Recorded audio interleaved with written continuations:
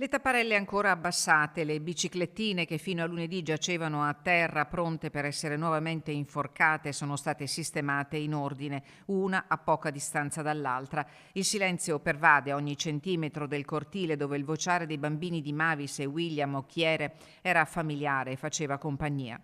Il lutto ha segnato il quartiere di Levego a Belluno. Si piange la morte di Afra, la piccola di casa, intelligente, bella come una bambola e si fatica ad andare avanti. William Occhiere risponde con un filo di voce al telefono. Anche oggi il bollettino medico dei figli ricoverati al Cafoncello di Treviso è pesante. Mia moglie sta bene, adesso siamo in pronto sopra controllo. E c'è un'altra animazione, quello più grande. Sì. Quello di 9 anni sono in pediatra, quello di 7 anni sono in terapia intensiva.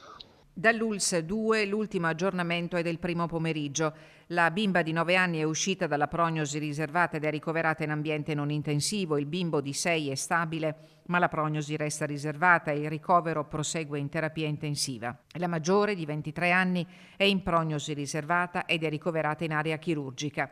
Si attende il nulla osta della magistratura per la restituzione della salma della piccola Afra alla famiglia. Quindi il funerale lo farete qui a Belluno? Sì, sì, noi siamo già contattato un'agenzia di funerali a Belluno. La fede non vacilla, sorregge la famiglia Occhiere. Papà William è vicepastore della Chiesa evangelica. La sua famiglia domenica mattina era diretta al rito tradizionale del giorno di festa che si tiene nella chiesa di Arcade, nel Trevigiano, dove Mavis e i suoi figli non sono mai arrivati. Adesso veramente io non penso a niente perché devi guardare quello in viva prima.